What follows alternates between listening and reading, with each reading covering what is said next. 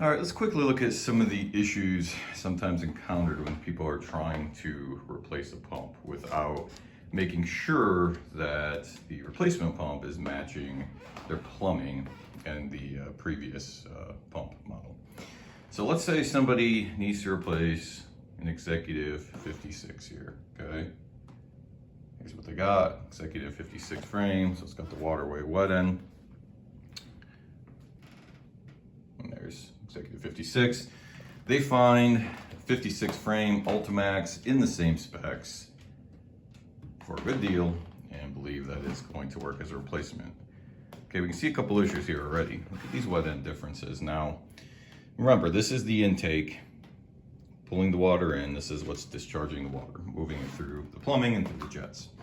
So we need to line up that intake, right? So if we're lining up that intake, we probably don't have a lot of flexibility in the plumbing. We're going horizontal. This needs to connect straight and make a good seal. Now, even if a pump sits too high or too low, yes, we can raise one up if needed. But even so, let's say that we do match the intake. Obviously, we need to make sure that matches. Well, what's gonna happen with the discharge now?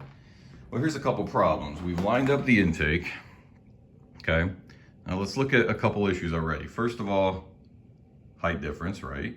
So again, let's say we did raise that up. So we're going to make up for the difference here. Maybe we put something under here to raise this up and see if we can make the discharge connect. Well, then what does that do to the intake? Okay, so now the intake might not be as level and connected, and there goes our tape measure. Here is the bigger issue that people generally run into though in trying to match these.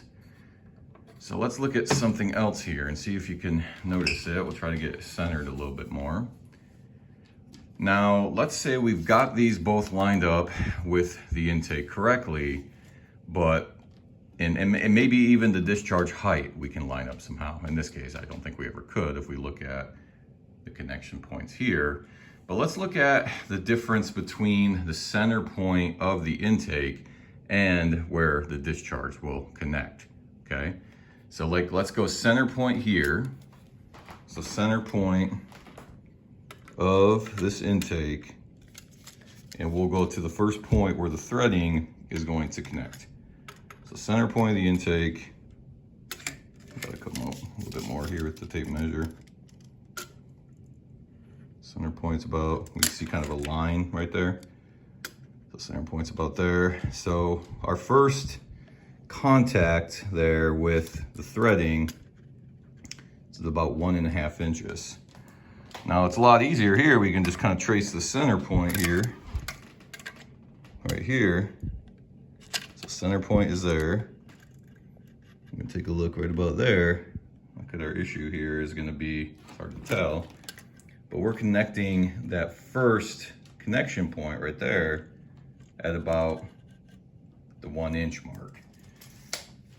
So even if we were able to line up the intake, we might have a 1/2 inch or maybe 3/4 inch of issue between the spread between the discharge.